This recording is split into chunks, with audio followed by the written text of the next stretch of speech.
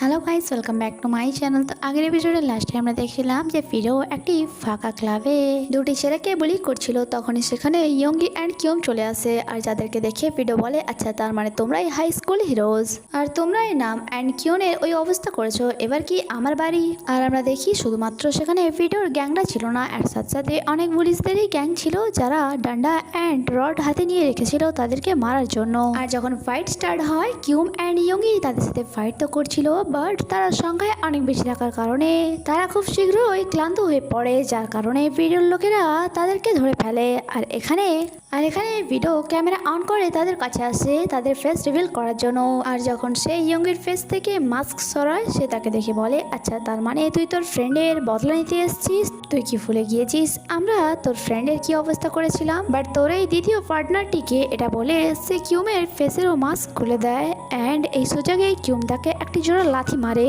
তারপর আবারও তাদের ফাইট শুরু হয়ে যায়, আর তার সাথে ফাইট করার পর সে পিডোকে হারানোর জন্য যায়, বাট পিডো খুব সহজেই তাকে ডমিনেট করে নেয়, কারণ ইয়ঙ্গি আগে থেকেই ক্লান্ত ছিল। সেই জন্য কিউম একটি বেসবলের ব্যাট তুলে জানালার কাঁচ ভেঙে নেয়, অ্যান্ড সেই ইয়ঙ্গিকে নিয়ে বাইরে পালিয়ে যায়।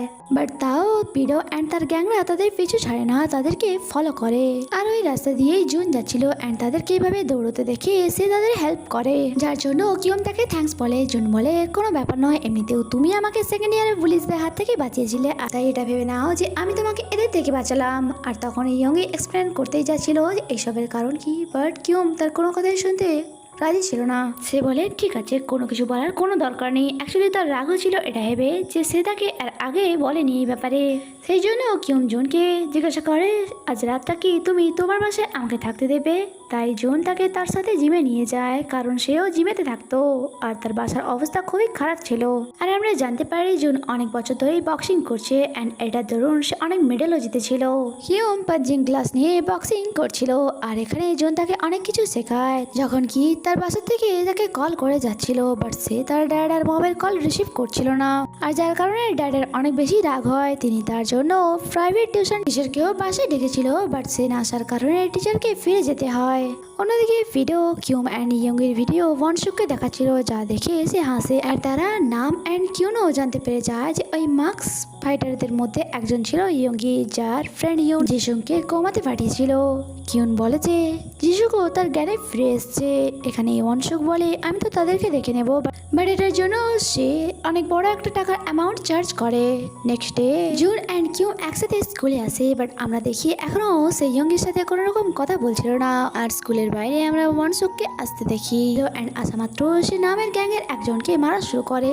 অ্যান্ড নাম এসে বলে, তুই কে আর এখানে এবার কি করছিস। ওয়ানসুক তাকে ইয়ঙ্গি অ্যান্ড কিউমকে ডেকে নিয়ে আসতে বলে, বাট সে বলে, তুই কি আমাকে চাকর ভেবেছিস, চল তাড়াতাড়ি করে টাকা বের কর।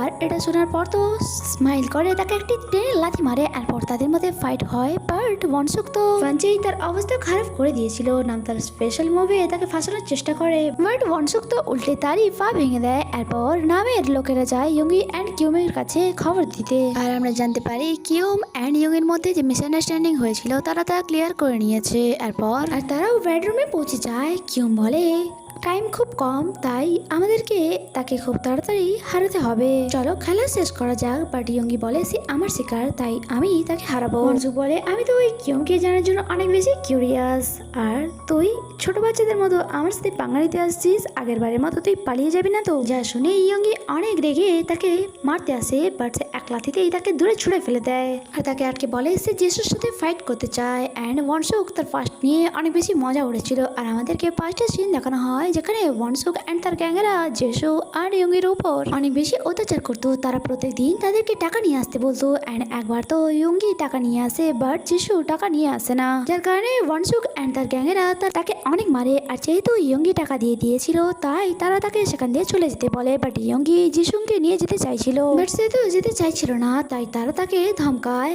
আর এখানে জিসুংও বলে যে তুমি চলে যাও, আর তাই সেও চলে যায়। বাট কিছুটা যাওয়ার পর তার মনে হলো এভাবে জিসুংকে একা ছেড়ে আসা তার ঠিক হয়নি, তাই সে আবারও ফিরে যায়। বাট আর যখন সে ফিরে আসছিল তখন সে দেখে ওয়ানসুকের গ্যাংয়েরা যিশুকে ছাদ থেকে নিচে ফেলে দিচ্ছে।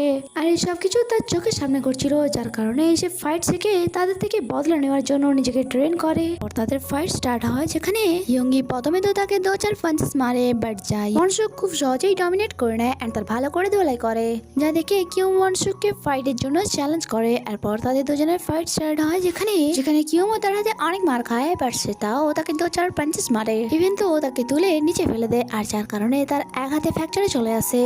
আর ওয়ানসুক কিউমের সেই ফ্র্যাকচার হাতেই পা তুলে বলে যে, দেখ ইয়ঙ্গি, তোর আরো একটি ফ্রেন্ডের কি অবস্থা হলো, এতে সে শান্তি পায় না। এন্ড একটি গিটার নিয়ে এসে তার পা ভাঙতে যাচ্ছিল, তখন সেখানে যে আসে এন্ড তাকে এসব থামাতে বলে। ওয়ানসুক বলে, তোমার ব্যাপারে অনেক শুনেছি আমি, আর যদি আমি এমনটা না করি তাহলে তুমি কি করবে? তাহলে নিজের প্রাণ হারানোর জন্য প্রস্তুত হয়ে যাও। আর এখানে এই এপিসোডটি শেষ হয়। আগে কি হয় তা জানতে স্টে কানেক্টেড। ভিডিও ভালো লেগে থাকলে লাইক, কমেন্ট, শেয়ার করতে ভুলবেন না। Bye bye.